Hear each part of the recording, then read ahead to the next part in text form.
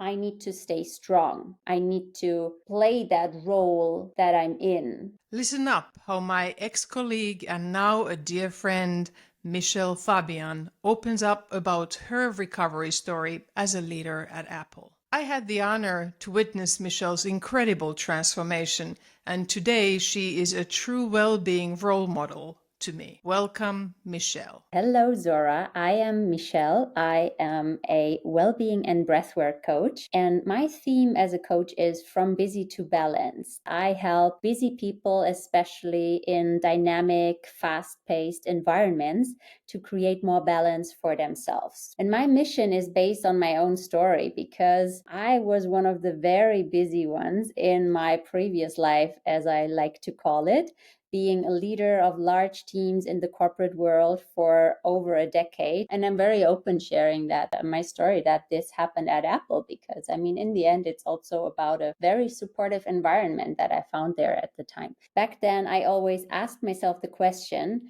what if you could have it all? The impact and the success in the job and family, friends, and at the same time, take really good care of yourself. They say never buy a t-shirt from a naked man. My version goes, never listen to a well-being advice from someone who is scared to talk about their own breakdown. Michèle is fearless in sharing how she navigated out of her storm. By now, it's about 7 years ago. At the time, I was in a leadership role at Apple. That job, I mean, it was a dream. I was still pretty young in that leadership role. I was in my mid-30s. At the time, the business was changing. My team was growing, the pace was picking up. All of this change required a lot of things from me that were absolutely not in my comfort zone. Up until then, I didn't really know failure.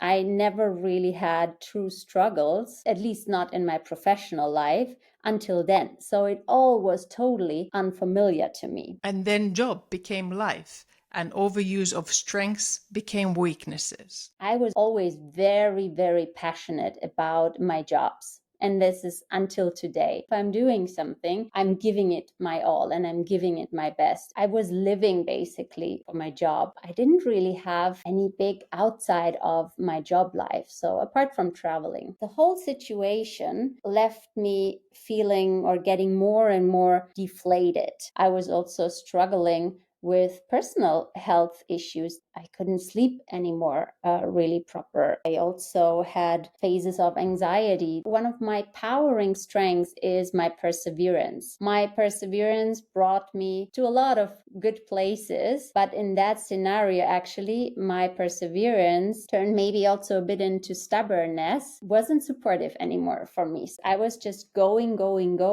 but I didn't really realize at first that I was neither doing my team nor myself a favor by keeping on going. For a lot of people outside of me, it was visible long before it was visible to me that there was something not going really well. The toxic beliefs that Michèle hold on to is something I can relate to. What definitely was top of mind for me was I need to stay strong. I need to stay strong and I need to live up to that image that people have of me. I need to play that role that I'm in. Those were definitely the more harmful beliefs. That undercurrent was strong. What would have been a what if question that could have disrupted her thinking at the time? There's one which looks very obvious right now. What if I bring someone in to help me here? Simple, actually. Purely that would have given me a completely different perspective.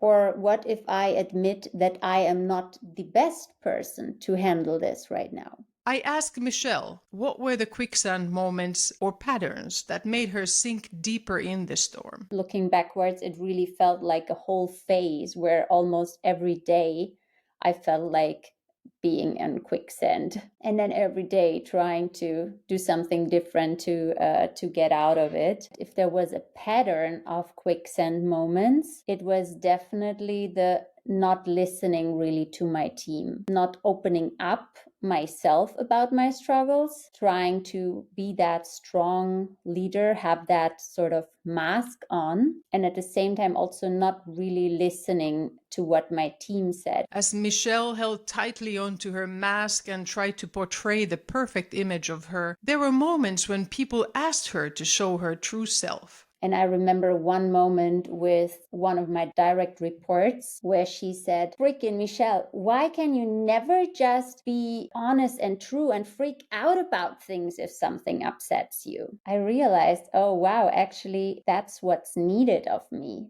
That I really show less of the perfect me and more of the vulnerable me. Listen up. What was the positive narrative that carried her through the storm? I am an eternal optimist. I always knew that there will be a way through this. I felt alone at the top, and at the same time I knew I can and I will move through this. Michèle highlights the support she got from leaders at Apple, but also how she didn't help herself to open up and connect with others. So I said earlier, I felt alone.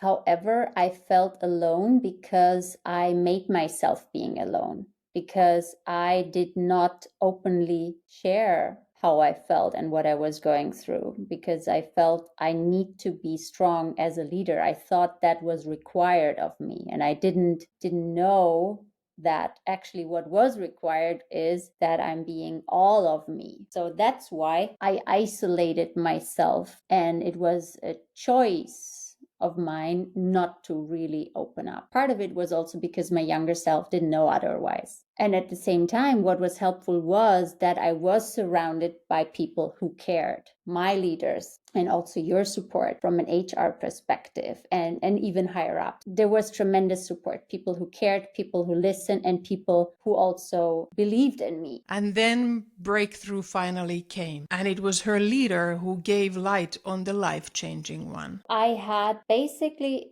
3 breakthrough moments. One was about openly sharing with my direct team that I'm struggling and that I'm asking for their support, and that I am committed to doing different and doing better and showing more of myself and really asking for their support. And where I told them also, I'm going to listen more to you. So that was a big one, because also for the team, I could really feel the energy changing, the connection changing, the trust changing. So that was one big one. The other one, Zora, you played a big part in this. I was on the phone with you. You asked me some of these poking, thought-provoking questions. I hated those questions back then. Now I'm laughing about it because they were really helping me to get to that aha moment. It was bloody cold and it was raining and I was there on my phone, burst in tears.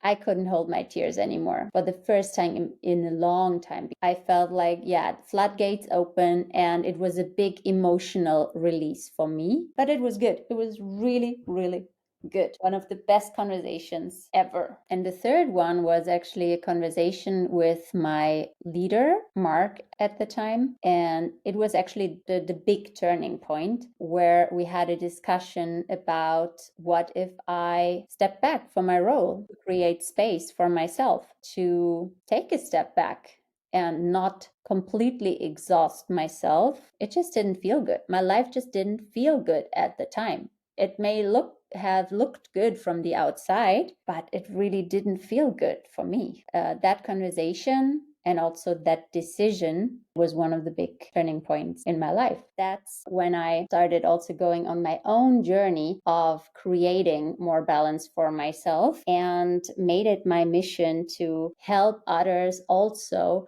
leave behind that constant battle between success and impact in the job and taking care of yourself very well at the same time. Being compassionate to the past versions of ourselves is hard. We often cringe when thinking about our past mistakes. Michèle doesn't. Here is what she would tell her past self. I would tell her, hey, you got this. What I would give her as an advice is the best thing and the safest thing you can do is to be fully you. This role and also the world needs all of you. Stop playing that role, start being fully who you are, because that is totally okay. What would be your compassionately candid advice for those leaders who try to power through their storm? You will recover faster and better from any setback in your life if you allow yourself to